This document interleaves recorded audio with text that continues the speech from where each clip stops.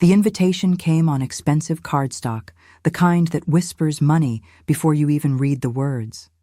I held it between my fingers, feeling the weight of it as I stood in my modest kitchen, the morning light filtering through curtains I'd sewn myself 20 years ago. Christopher and Dora request the pleasure of your company for dinner at Chat Laurent, Friday at 7 p.m. No mention of celebrating anything. No warm words, just a cold summons dressed in elegant script. Don't forget to subscribe to the channel and comment where you're watching from. I set the card on my kitchen counter next to the stack of unopened bills and stared at it. 3 weeks had passed since I'd told Christopher no. 3 weeks since he'd asked me to fund his latest renovation project, a luxury kitchen remodel for the house I'd helped him buy, where I was no longer welcome for Sunday dinners, where my daughter-in-law, Dora, made sure I understood I was an intrusion rather than family. $60,000. Mom, it's not like you're spending it on anything. Important. Those had been his exact words, as if my life, my small comforts, my careful savings were insignificant. As if the money I'd scraped together from 40 years of teaching, from every overtime shift I'd taken at the tutoring center after retirement, from every coupon clipped and luxury denied, meant nothing. I'd said no simply, clearly, without drama, and he'd hung up on me. The silence that followed wasn't the comfortable quiet of my small apartment. It was the suffocating silence of abandonment. No phone calls, no texts. Even my granddaughter Anne's calls had stopped, though I suspected that wasn't her choice. I picked up the invitation again, running my thumb over the raised letters. Chaume, the most expensive restaurant in the city. This wasn't about reconciliation. Christopher didn't apologize with French cuisine. He negotiated, he cornered, he won. My reflection caught in the kitchen window. 68 years old. Silver hair pulled back in the same practical bun I'd worn since my teaching days. Brown eyes that had seen too much and forgiven too often. I looked tired. When had I started looking so defeated? The phone rang, jarring me from my thoughts. Grandma Tracy? Anne's voice was barely above a whisper. Sweetheart. My chest tightened. How are you, honey? I can't talk long. Mom will be back from the store soon. 17 years old and already learning to navigate the politics of her own home. Dad said you're coming to dinner Friday. He invited me. A pause. Grandma, be careful, okay? There's been a lot of whispering, and Dad's been making phone calls, important ones. Before I could ask what she meant, the line went dead. I stood there holding the silent phone, that familiar knot forming in my stomach, the same knot I'd carried through 32 years of marriage to Christopher's father. A man who'd taught our son that women existed to serve, to give, to disappear when inconvenient. The same knot I'd swallowed when I'd worked double shifts to put Christopher through college while his father gambled away our savings. The same knot I'd ignored when Christopher married Dora, a woman who saw me as competition rather than family, but this time felt different, heavier. I walked to my bedroom and opened the drawer where I kept my important papers. Birth certificate, social security card, the deed to this small apartment I'd bought after Oliver died, the only thing I owned outright in the world. My hands trembled slightly as I touched the documents. Why was I checking? What did I think Christopher was planning? The afternoon stretched ahead of me, empty and thick with anticipation. I made tea with hands that shook just enough to rattle, the cup against the saucer. I tried to read, but the words blurred. I attempted to watch television, but every channel seemed to feature family dramas that hit too close to home. By evening, I'd changed clothes 3 times, settling finally on a gray dress, conservative enough to appear respectful, well-made enough to remind them I wasn't destitute, despite their assumptions. I'd learned over the years that armor sometimes looked like appropriate attire. The drive to Chat Laurent took 20 minutes through neighborhoods that grew progressively more expensive. I parked my 12-year-old Honda between a Mercedes and a BMW, feeling like an imposter. The restaurant's exterior was all dark wood and brass fixtures, the kind of place where the bread cost more than my weekly grocery budget. Inside, soft piano. Music floated over conversations conducted in the carefully modulated tones of people who'd never had to check their bank balance before ordering. The hostess, a young woman with perfectly styled hair and a smile that didn't reach her eyes, guided me through the maze of white tablecloths and crystal glasses. I spotted Christopher immediately. He sat at a corner table, his broad shoulders filling out an expensive suit, his dark hair, so much like his father's had been, perfectly styled. At 38, he carried himself with the confidence of a man who'd never been denied anything he really wanted. Beside him sat Dora, blonde and polished, her face a mask of barely concealed impatience. But it was the third person at the table who made my steps falter. A man in his 50s, thin and sharp-featured, with a briefcase at his feet and a stack of papers neatly arranged in front of him. He wore the kind of smile that made my skin crawl. Professional, predatory, patient. I approached the table slowly, my mind racing. This wasn't dinner. This was an ambush. "Mom." Christopher stood, his smile tight. "You look nice." "Thank you." I allowed him to pull out my chair, noting how Dora barely looked up from her phone. "And you are?" I asked the stranger. "Dean." "Blitzer," he said, extending a hand. "I'm an attorney. Your son asked me to join you this evening." The knot in my stomach twisted tighter. "How interesting. I wasn't aware we needed legal counsel for dinner." Christopher cleared his throat. "Mom, we need to talk about your future. About what's best for everyone." How thoughtful. I picked up the menu, though I doubted I'd be able to eat anything. "And what exactly do you think is best for everyone?" Dora finally looked up, her blue eyes cold. "Tracy, we're concerned about you living alone at your age, managing your finances. It's not safe. I'm 68, not 98, and my finances are perfectly well managed. Thank you." The attorney, Blitzer, leaned forward slightly. "Mrs. Marshall, your son has expressed some valid concerns about your living situation. We're here to discuss some options that might provide you with better care and security." I set down the menu. "How kind of you all to be so concerned about my welfare." Christopher reached across the table, his hand covering mine. His touch was warm, familiar, and for a moment I remembered him as a little boy coming to me with scraped knees and hurt feelings. "Mom, you're getting older. What if something happens? What if you fall or get sick? That apartment of yours is too small, too isolated. It's my home." "It could be so much more," Dora said, her voice honey-sweet. "We found this wonderful facility, Sunrise Manor. It's like a resort, really. All your meals prepared, activities, people your own age to socialize with. You'd love it. Sunrise Manor." I'd heard the name before. A high-end assisted living facility where healthy, independent seniors went to wait for death in expensive comfort. Where families deposited inconvenient relatives with clear consciences and emptied bank accounts. "And my apartment?" I asked quietly. "Would need to be sold, of course," Blitzer said smoothly. "To cover the costs of your care, it's quite expensive, but worth it for the peace of mind." There it was. The real reason for this dinner, not my safety, not my welfare, but my apartment, the equity I'd built over 15 years of mortgage payments. The nest egg that represented my independence, my security, my ability to say no to $60,000 kitchen renovations. Christopher squeezed my hand. "Mom, I know this is a lot to take in, but we've already arranged everything. The facility has an opening. The paperwork is ready.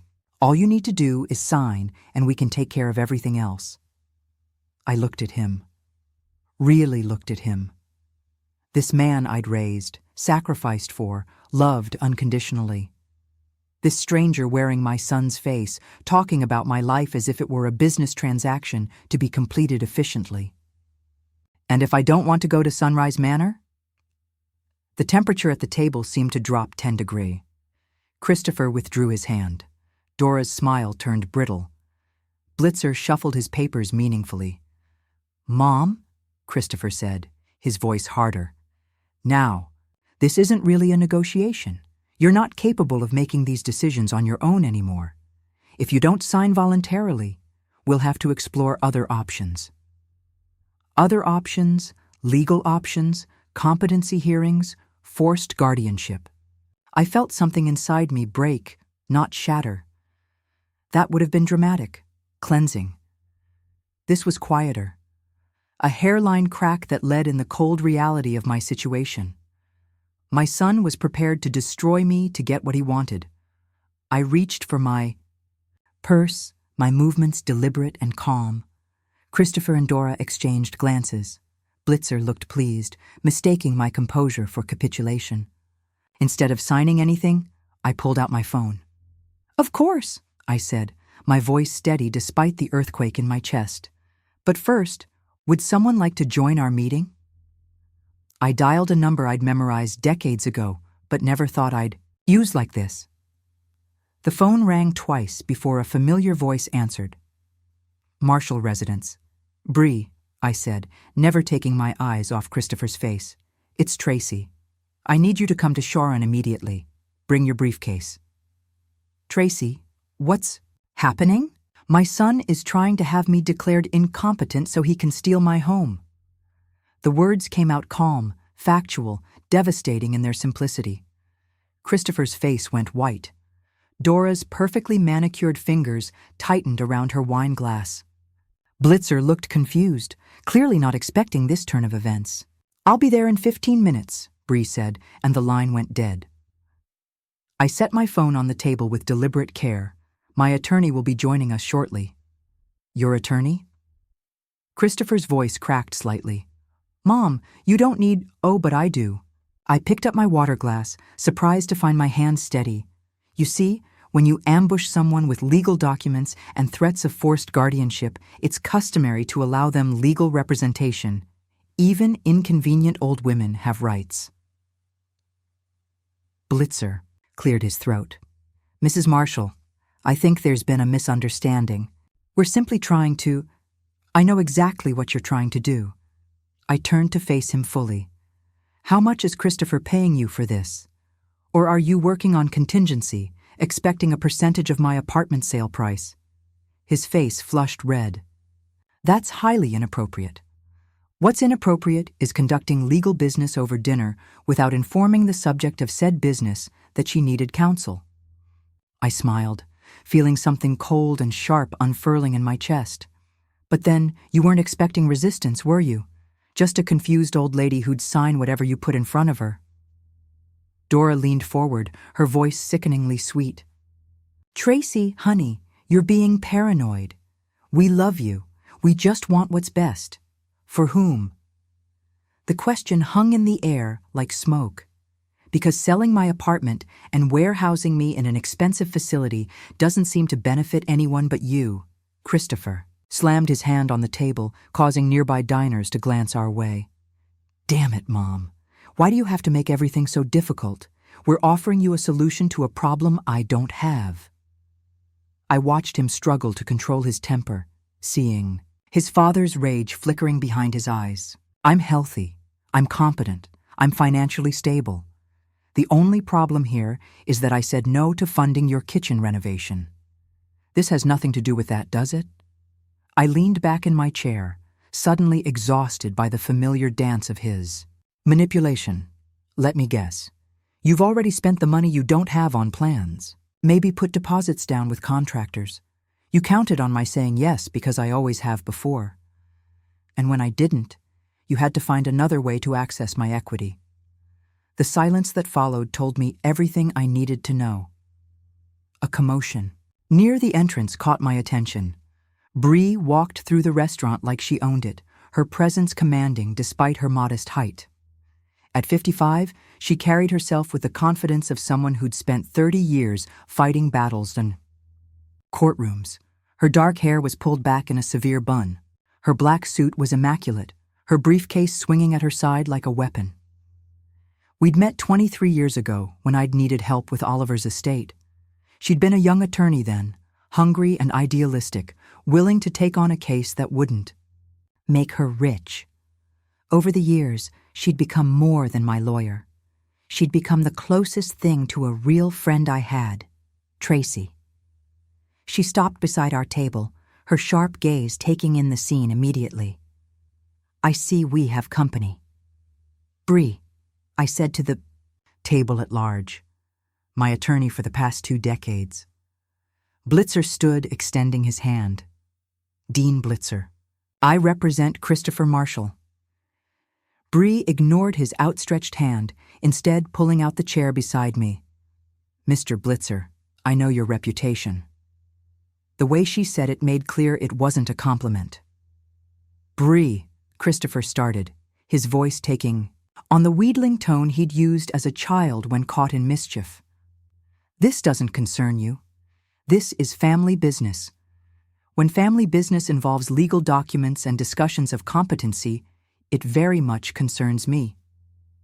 She opened her briefcase and withdrew a small recorder. I hope no one objects to me documenting this conversation. Dora's face went pale. You can't record us without permission. Actually, in this state, I can. One-party consent law. Bree smiled coldly. Tracy has consented. That's all I need. Blitzer sat back down heavily. This is highly irregular.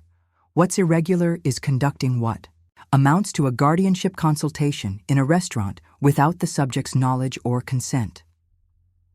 Bree's voice could have cut glass. What's irregular is presenting legal documents to an elderly woman without allowing her access to independent counsel. She's not elderly, Christopher protested weakly. She's your mother, not your property. Bree turned to me.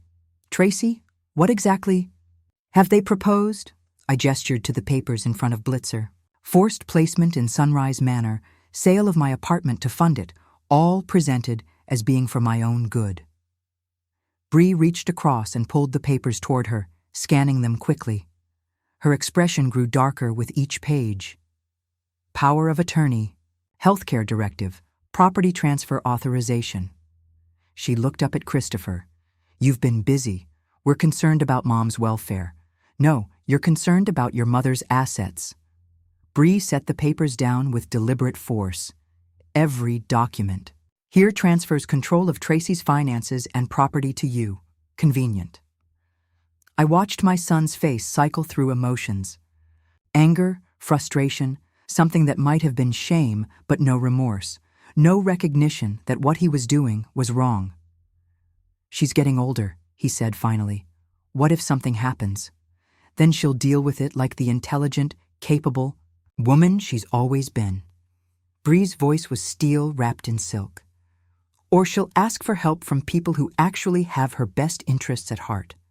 We're her family. Family doesn't ambush each other with legal documents over dinner. I spoke quietly, but every word carried the weight of years of accumulated hurt. Family doesn't threaten guardianship proceedings because they don't like being told no. Christopher's jaw tightened. Fine. You want to be stubborn? You want to risk your safety out of pride? Don't come crying to us when you fall down those stairs and no one finds you for days. The cruelty in his voice took my breath away. This was my son, my child, the baby I'd rocked through countless nights, the boy I'd cheered at soccer games, the young man I'd sent to college with every dollar I could scrape together. Christopher. Bree's voice was dangerously quiet. I strongly advise you to stop talking. But he was past listening to reason. Years of entitlement and frustration poured out in a torrent of ugliness. She's selfish, always has been. Dad said so. All those years she pretended to sacrifice for us. But it was really about control, about making sure we owed her. Your father? I laughed, a sound like breaking glass. The man who gambled away our savings while I worked 2 jobs to keep food on the table? The man who taught you that women exist to serve your needs? Yes, I can see his influence clearly. Dora placed a restraining hand on Christopher's arm, but he shook her off. At least he understood family loyalty. At least he didn't hoard money, while his son struggled. Struggled? The word exploded from me with decades of suppressed fury. You live in a house I helped you buy. You drive cars I helped finance. You sent Anne to a private school with money I contributed. How exactly are you struggling? That's different. It's not different. It's never been different. You've been living off my generosity for years. And the moment I set a boundary, the moment I say no to something I genuinely cannot afford, you try to have me declared incompetent. Bree was taking notes rapidly, her recorder capturing every word. Blitzer looked like he wanted to crawl under the table. Dora's face had gone from pale to green. You can afford it, Christopher said through gritted teeth. You just won't spend it. You're sitting on over $300,000 in equity and savings, and you live like a pauper. There it was, the number he'd calculated, the prize he was after, $300,000. The sum total of my life's work, my security, my independence. To him, it was just money sitting idle, waiting to fund his desires. That money, I said slowly, is my insurance against exactly this situation, against being dependent on a son who sees me as a burden and a bank account rather than a human being. Mom, his voice cracked, and for a moment I heard the child. He used to be. Don't. I held up a hand. Don't pretend this is about love. Don't pretend you're concerned about my welfare. This is about money. It's always been about money. Bree gathered the papers and slid them back toward Blitzer. These documents are worthless. Tracy Marshall is fully competent, financially stable, and perfectly capable of managing her own affairs. Any attempt to pursue guardianship will be vigorously contested. Blitzer nodded weakly. Of course, this was just exploratory. Exploratory? Bree's smile was razor sharp. Is that what we're calling attempted elder abuse now? The color drained from his face. I don't think that's necessary. Oh, but I do. Bree closed her briefcase with a decisive snap. Tracy, I think we're finished here. I stood, my legs shakier than I'd expected, but my resolve still solid. Christopher and Dora remained seated, looking stunned, as if they couldn't quite believe. Their carefully planned ambush had backfired so spectacularly. One more thing, I said, looking down at my son.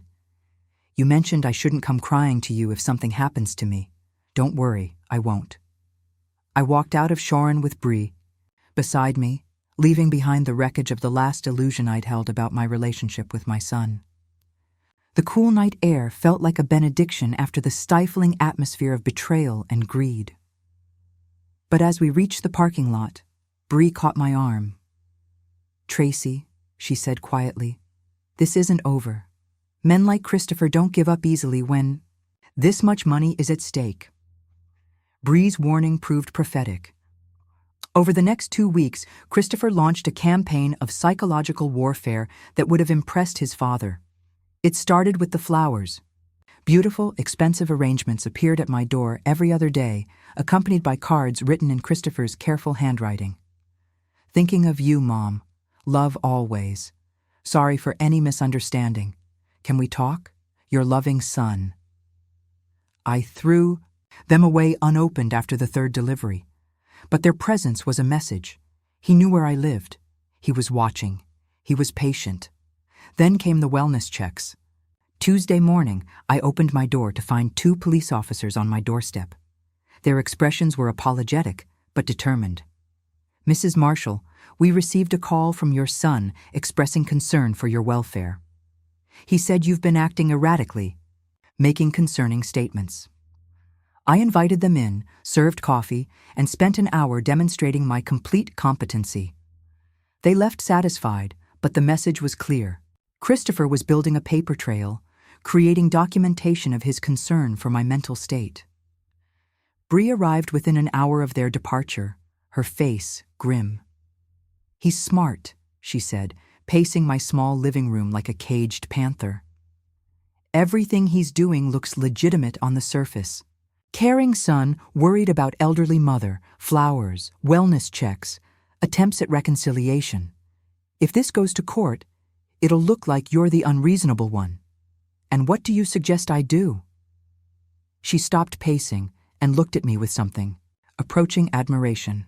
Document everything. Save every card, every delivery receipt, keep a journal of every interaction. And Tracy, start thinking about what you really want your life to look like. What do you mean? I mean, this isn't just about stopping Christopher from stealing your money. This is about deciding who you want to be for whatever years you have left.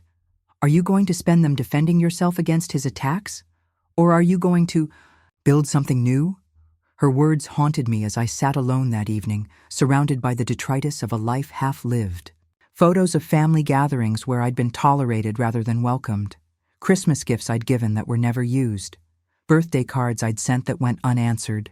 Evidence of 38 years of one-sided love. The phone rang at 9 p.m., Anne's number. Grandma. Her voice was thick with tears. I'm so sorry. I heard about dinner. I heard what Dad tried to do. How much do you know? Everything. Mom was bragging about it to her friends, about how they were going to solve the Tracy problem once and for all. She sobbed. Grandma, I tried to warn you, but I didn't think Dad would actually.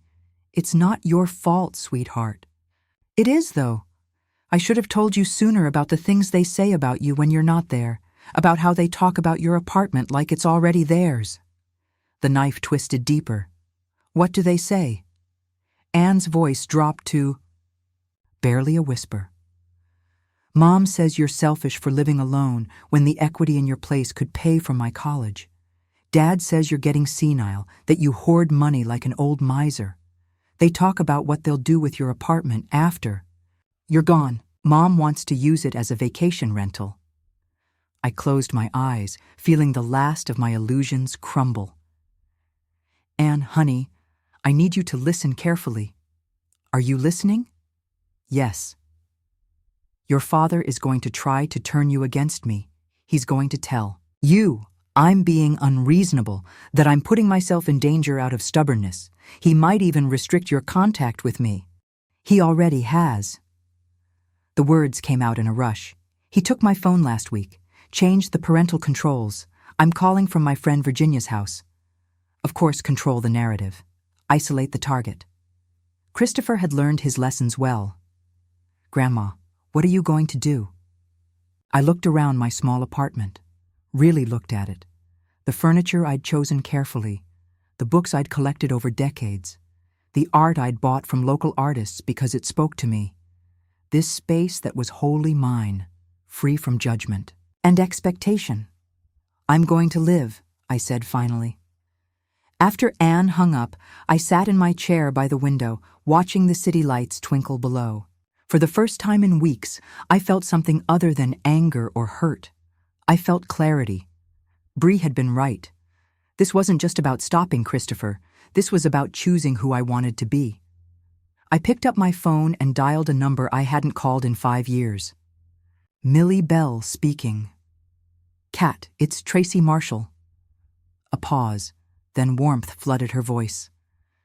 Tracy, my God, how long has it been? Too long. Millie had been my teaching partner for 15 years, the closest thing to a best friend I'd ever had. We'd lost touch when she moved to Portland after her retirement, but I'd thought about her often. Kat, I need to ask you something, and I want you to be honest. Do you remember why we stopped talking? Another pause. Tracy, you stopped calling. After Oliver died, you just disappeared. I tried reaching out, but you never responded. The truth hit me like a physical blow. I thought you were busy with your new life. I didn't want to be a burden. A burden? Millie's voice rose. Tracy, you were my dearest friend. I was worried sick about you. I pressed my hand to my chest, feeling my heart race. How many friendships had I let slip away because I was afraid of being too much trouble? How many connections had I severed, rather than risk being rejected? Kat, I think I've made some terrible mistakes. We all have, honey. The question is, what are you going to do about it? We talked for 2 hours. Millie told me about her life in Portland, her volunteer work with a literacy program, and the community garden she'd helped establish in her neighborhood. She spoke of purpose and connection, of days filled with meaningful activity rather than the endless waiting that had become my existence. "Tracy," she said as our call wound down, "I have a spare bedroom. I have a city that would benefit from your experience. I have a life that would be better with you in it. Think about it." After she hung up, I sat in the growing darkness, my mind racing. Portland, a new city, a new life, a chance to be more than Christopher's disappointing mother or Dora's inconvenient in-law. But running away felt like giving up, like letting Christopher win. The next morning brought a new escalation. My landlord, Mr. Chen, knocked on my door, his usually kind face troubled. "Mrs. Marshall, I'm sorry to disturb you, but I've had some calls about your tenancy." My blood chilled. "What kind of calls?" "Your son has been asking about your lease, about your rental history. He seemed concerned about your ability to maintain the apartment. He mentioned that family members were worried about your mental state." "I see." I kept my voice steady. "And what did you tell him?" Mr. Chen's expression softened. "I told him you've been a model tenant for 15 years, that your rent is always on time, that you take excellent care of the property. I told him that your mental state seemed fine to me." He paused. "But Mrs. Marshall, he seemed very persistent. He asked about the terms of your lease, about what would happen if there were complaints about noise or disturbances." The implication was clear. Christopher was exploring ways to get me evicted, to force me out of my home and into a more vulnerable position. "Thank you for telling me," I said. After Mr. Chen left, I called Bree.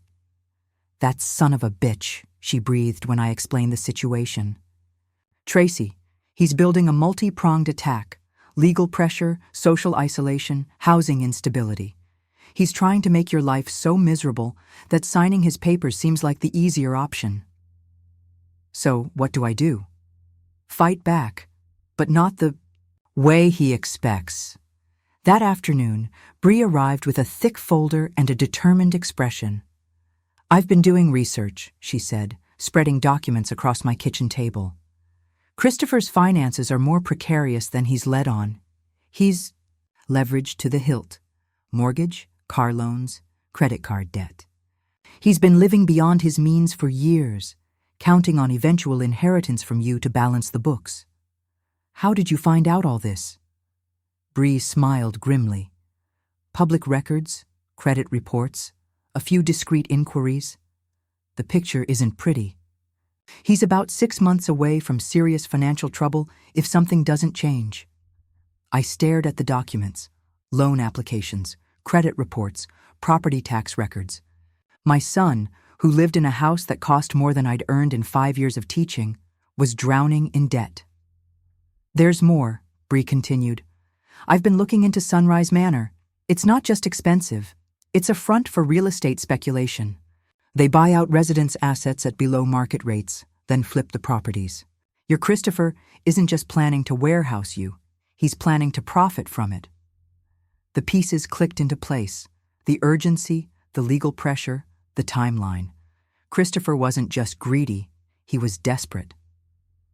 "Bree," I said slowly, "what would happen if I simply left town, sold the apartment myself on my own timeline, moved somewhere he couldn't reach me?" Bree leaned back, a slow smile spreading across her face. "That, my friend, would destroy his entire plan. No guardianship case can proceed if the subject is competent and living independently elsewhere. No power of attorney if you're managing your own affairs. No access to your assets if you're in control of them. And the apartment is yours to do with as you please. You could sell it, rent it out, give it to charity. He has no legal claim on it whatsoever." I thought about Millie's offer about Portland and new beginnings, about gardens and literacy programs, and a life built on purpose rather than obligation. "There's something else," Bree said quietly. "Something you should know before you make any decisions." She pulled out a final document, this one bearing the letterhead of a private investigator. I had someone look into Dora's background. Tracy, she's been married before, twice, both times to older men with assets. Both marriages ended in divorce, with her receiving substantial settlements. The room spun around me. Are you saying? I'm saying Christopher isn't her first mark. She has a pattern of targeting financially stable men, isolating them from their families, and positioning herself to benefit from their resources. Your son isn't just her husband, he's her latest project. I stared at the report, seeing my daughter-in-law's history spelled out in cold, clinical terms. The restraining orders from previous relationships, the contested divorces, the allegations of financial manipulation.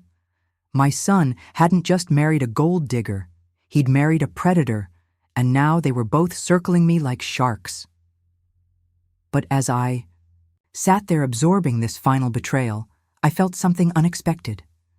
Not despair, not rage, but liberation. For 38 years I'd blamed myself for Christopher's coldness, for his inability to show genuine affection or respect. I'd wondered what I'd done wrong as a mother, what I'd failed to teach him about love and loyalty. Now I knew the truth. This wasn't about my failings. This was about his choice to align himself with someone who saw family as prey, love as weakness, and loyalty as a tool for manipulation. I looked up at Bree, who was watching me with concern. When can we put my apartment on the market? I asked. The real estate market in my neighborhood was hot. Bree's recommended agent, a sharp-eyed woman named Ruth Durand, toured my apartment on a Thursday morning and had it listed by afternoon. With the updates you've made and the location, I'd estimate 3 weeks maximum, she said, her heels clicking against my hardwood floors. You've maintained this place beautifully. It shows like a model unit. 3 weeks. The timeline felt both impossibly fast and agonizingly slow. Fast because I was desperate to escape Christopher's tightening noose. Slow because I had to maintain the pretense of normalcy while planning my exodus. I spent the weekend methodically sorting through 38 years of accumulated life. Each item demanded a decision: keep, donate, or discard.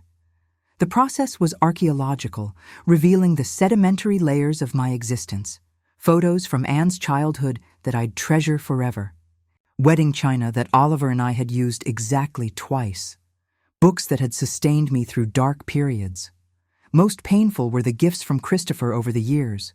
Expensive items chosen by Dora, purchased with money I'd helped provide, given with the emotional warmth of a business transaction. A crystal vase that had never held flowers. A silk scarf I'd never worn because it wasn't my style. A diamond bracelet that looked beautiful and felt like chains. I kept the photos of Anne. Everything else went into boxes marked for donation. By Sunday evening, I'd reduced my life to what would fit in a small moving truck. The relief was overwhelming. For years, I'd felt buried under the weight of possessions that held no meaning, obligations that brought no joy, relationships that drained rather than nourished me. Now, stripped down to essentials, I felt lighter than I had in decades. Bree arrived Monday morning with coffee and a legal briefcase full of documents.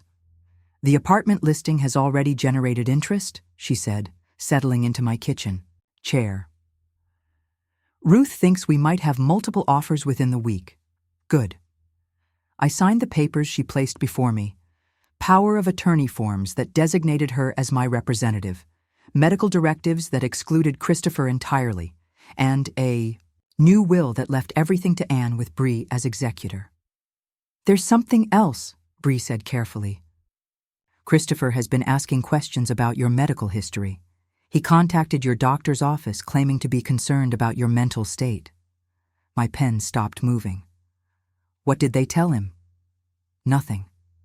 HIPAA laws protect you. But Tracy, the fact that he's fishing for ammunition suggests he's not giving up on the guardianship angle. Even if I move to Portland, he could claim you're not competent to make that decision, that moving across the country is evidence of impaired judgment. Bree leaned forward. That's why we need to be strategic about this. We need to demonstrate that your decision to relocate is rational, well-planned, and in your best interests. Over the next hour, we crafted a careful paper trail. Letters from Millie confirming the job opportunity with the literacy program, research on Portland's cost of living, documentation of my financial stability, and the prudent investment of my apartment sale proceeds. This isn't just about protecting you legally, Bree explained. This is about telling a story. The story of a competent, independent woman making a thoughtful life change, not a confused elderly person being taken advantage of. By Tuesday, the first serious offer came in. The buyers were a young couple, both doctors, who fell in love with the apartment's character and location. Their offer was $15,000 above asking price, with a 30-day close. I accepted immediately. That evening, as I sat in my increasingly bare living room, my phone rang. Christopher's number. I let it go to voicemail, then listened to his message with the same clinical detachment I'd once used to grade papers. "Mom, I heard you put the apartment up for sale. I think we need to talk. This is exactly the kind of impulsive decision I've been worried about. Please call me back before you do something you'll regret." Impulsive. A decision I'd been contemplating for 38 years was impulsive. I deleted the message without calling back. Wednesday brought Anne to my door, her face tear-streaked and desperate. "Grandma, please don't leave." She collapsed into my arms, sobbing. "Dad says you're running away because you're sick. He says you need help, but you're too proud to admit it." I held her, this beautiful girl caught between loyalty and truth, and felt my heart break for the dozenth time in a month. "Sweetheart, sit down. Let me show you something." I pulled out the folder Bree had prepared. Documentation of my medical records, my financial statements, my correspondence with Millie. Everything that proved my competency and the rationality of my decision. "Your father isn't wrong that I need help," I said quietly, "but not the kind he's offering. I need help building a life that's mine, not one that exists solely to serve his needs." Anne studied the documents, her 17-year-old mind processing the implications. "You're really okay mentally? I mean, do I seem okay to you?" She looked around. The apartment at the careful packing, the organized donations, the methodical preparation. "You seem different. Stronger?" Maybe that's because I am stronger. For the first time in years, I'm making decisions based on what I want, not what other people expect from me. But Portland is so far away. Distance can be crossed. What can't be crossed is the wall your father has built between us. He's made it clear that I'm only welcome in his life on his terms, as a source of financial support, rather than as a person with her own needs and dreams. Anne was quiet for a long moment. "He told me, you're being selfish.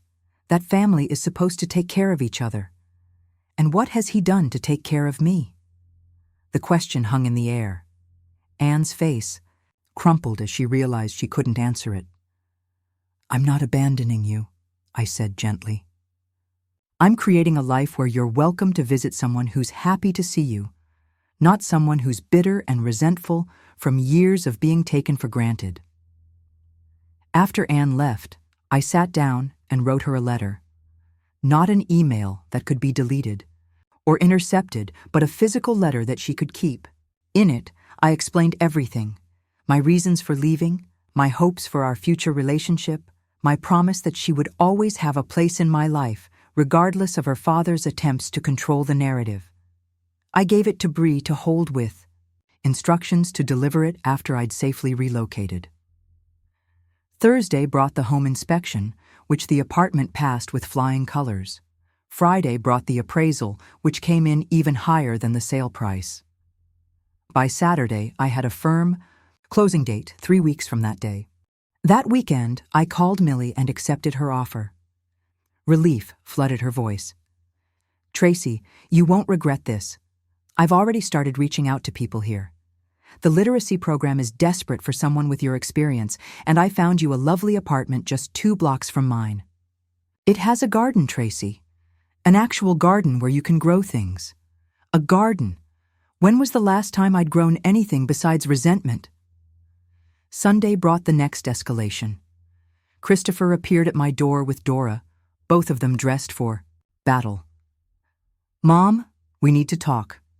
Christopher pushed past me into the apartment, his eyes scanning the packed boxes and bare walls. "What the hell is this?" "It's called moving." I didn't invite them to sit. There wasn't much furniture left anyway. Dora's perfectly made-up eyes were hard. "Tracy, this is insane. You can't just sell everything and run away like a teenager." "I'm 68 years old. I can do whatever I want with my own property." "No, you can't." Christopher's voice was ice. "Not if you're not competent to make these decisions." "I'm completely competent, and we both know it." "Are you?"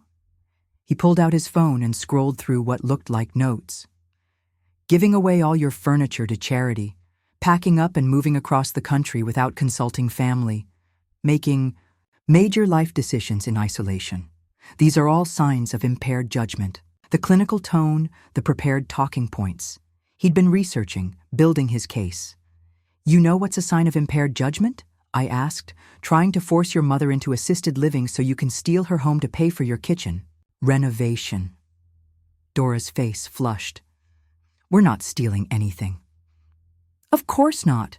You're just trying to have me declared incompetent so you can control my assets for my own good." I looked at Christopher. "Did you tell Dora about your little dinner party?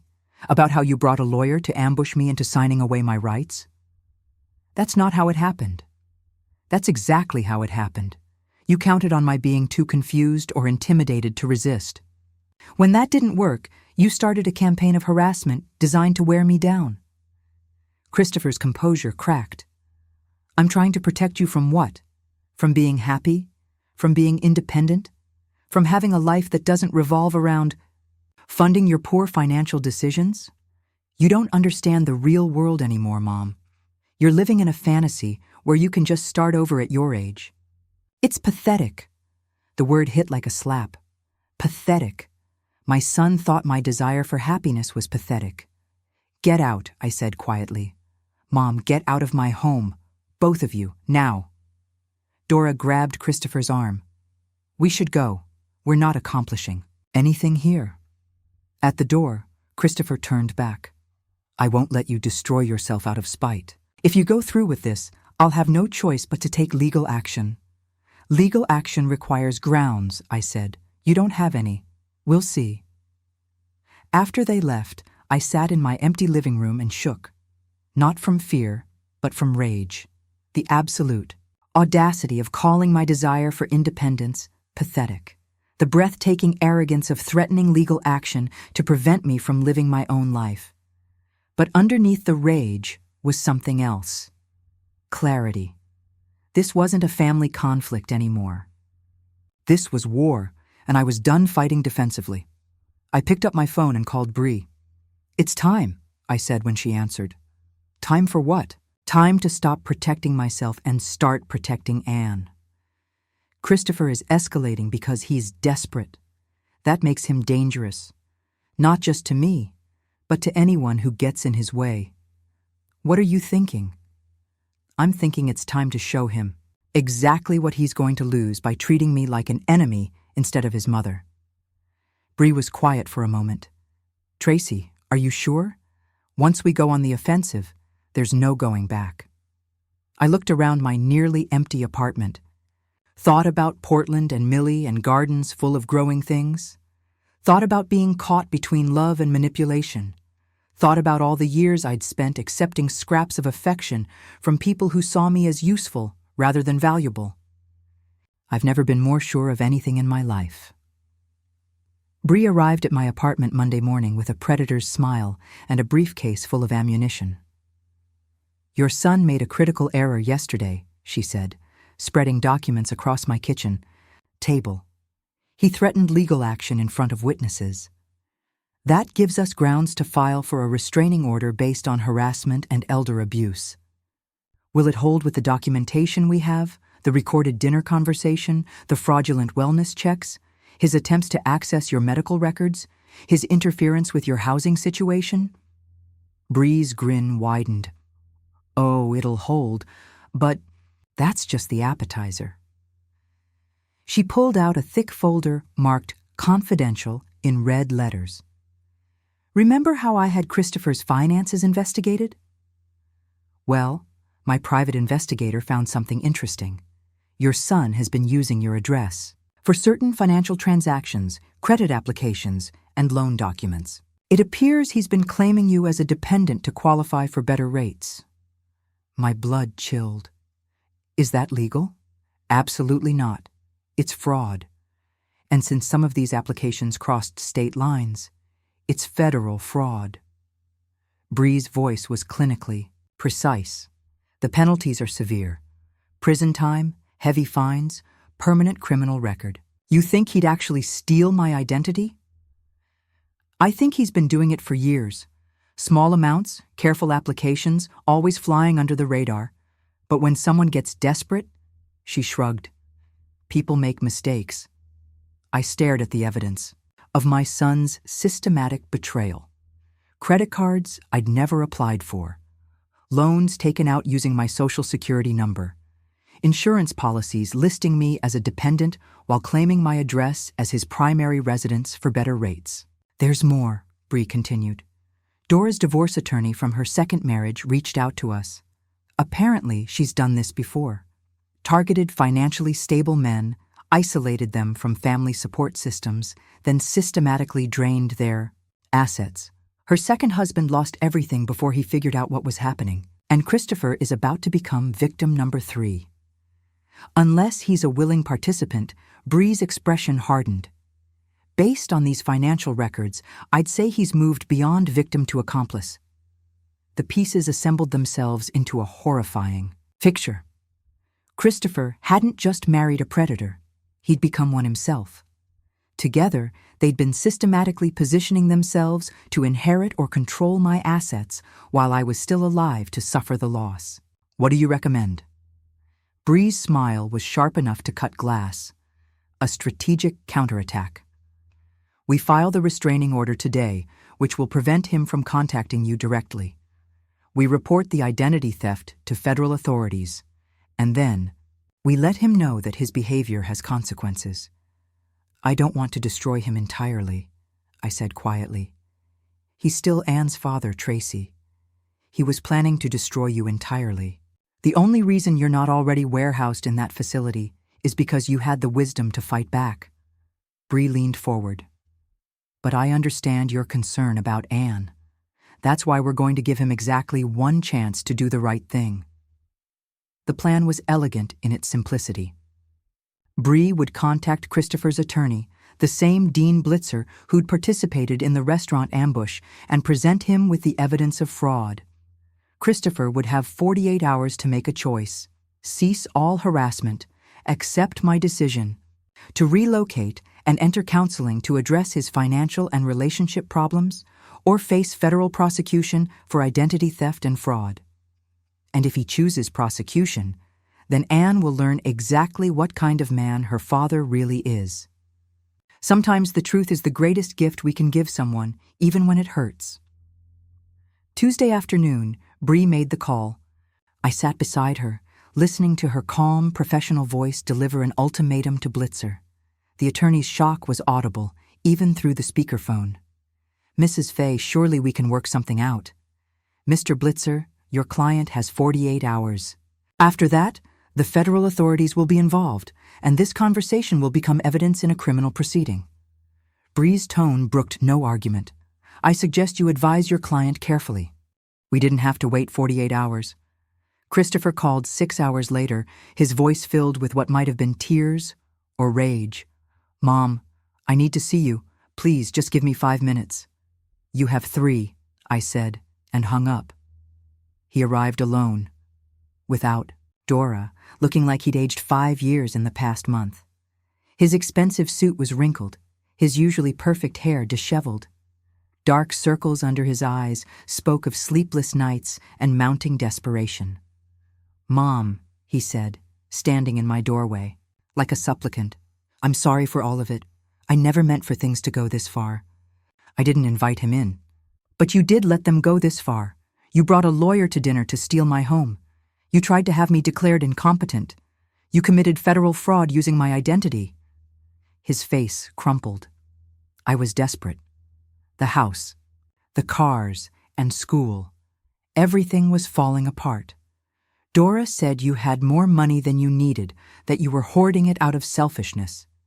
She said if we didn't act, you'd die and leave everything to some charity out of spite." Dora said. I looked at this broken man who used to be my son. "And what did you think?" I thought. He stopped, his voice catching. "I thought you'd never find out. I thought it would work out and everyone would be happy. I thought I could fix everything without anyone getting hurt, by stealing from me, by using resources that would eventually be mine anyway." The words came out in a rush, revealing the rationalization he'd built to justify his crimes. "Mom, I'm your only son, your heir. I wasn't stealing. I was just accessing my inheritance early." There it was, the core delusion that had driven everything. In Christopher's mind, my money was already his. My independence was an obstacle to his rightful claim. My refusal to fund his lifestyle was theft of what belonged to him. "Christopher," I said gently, "I owe you nothing. I gave you life, education, love, and opportunity. What you did with those gifts was your choice. What I do with the rest of my life is mine. But you're my mother, and you're my son. But that doesn't make me your property." He stood there for a long moment, understanding finally dawning in his eyes. For 38 years, he'd seen me as an extension of himself, a resource to be managed rather than a person to be respected. The concept that I had independent value, independent rights, independent dreams was foreign to him. "What happens now?" he asked finally. "That depends on you. Bree has presented your options. Choose wisely." After he left, I finished packing the last of my belongings. The moving truck would arrive Thursday morning. My flight to Portland was booked for Thursday afternoon. In 3 days, this chapter of my life would be closed forever. Wednesday evening, Anne came to see me one last time. She looked older, more serious. The innocent girl of a month ago was replaced by someone who'd seen behind the curtain of adult hypocrisy. "Dad told me everything," she said, settling into the one remaining chair in my empty living room. "About the money he took, about Mom's history, about the lawyers and the threats. How do you feel about it?" Angry, sad, confused. She looked up at me with Oliver's eyes, kind, intelligent, seeking truth, but mostly relieved. Relieved. For years, I thought there was something wrong with me because I didn't feel close to Dad and Mom. I thought I was a bad daughter because their version of love felt like performance, like I was always auditioning for their approval. She smiled sadly. "Now, I understand it wasn't me. They don't know how to love people. They only know how to use them." My heart broke for this wise, wounded girl. "Anne, that's not your burden to carry. I know. Dad's in counseling now. Mom moved out yesterday." She paused. "He says he wants to try to be a better father, but I don't think he knows what that means. Yet. Do you think he can change?" Anne considered this seriously. "Maybe if he really wants to. But Grandma, I can't wait around to find out. I've been accepted to Portland State University. Early admission." I stared at her. Portland. Turns out my grades and test scores are good enough for out-of-state scholarships. And I have a grandmother there who might help me figure out what healthy relationships look like. The tears came then, hot and healing. This beautiful, strong girl had chosen connection over dysfunction, growth over comfort, love over obligation. "Are you sure?" "I've never been more sure of anything," she grinned. And for a moment, she looked like the child I'd read bedtime. Stories, too. The little girl who'd been my one true joy in a family built on conditional love. Besides, someone needs to make sure you actually plant that garden you keep talking about. Thursday morning dawned clear and cold. The movers arrived exactly on time, professional and efficient. As they loaded my carefully packed boxes into their truck, I felt the weight of decades lifting from my shoulders. Bree arrived with the final paperwork and a bottle of champagne. "Christopher signed the agreement," she said. "Full compliance with the restraining order, counseling for financial and relationship issues, and formal acknowledgement that he has no claim on your assets. In exchange, we'll hold off on the federal prosecution as long as he stays clean." And Dora filed for divorce yesterday. Apparently, once the money dried up, so did her affection. Bree popped the champagne cork. She's already moved back to her mother's house in Florida. As I walked through my empty apartment one last time, I felt no sadness, no regret, only gratitude. Gratitude for Bree's fierce loyalty, for Anne's courage, for Millie's open arms waiting in Portland, and gratitude for my own strength. Finally, claimed after 68 years of giving it away to people who didn't value it. At the airport, Anne hugged me tight, whispering promises to call every week, to visit for holidays, to build something new and healthy between us. As my plane lifted off, I pressed my face to the window and watched the city shrink below. Somewhere down there, Christopher was learning to live with consequences. Somewhere down there, the apartment I'd called home for 15 years was waiting for new owners who would love it better than I ever could.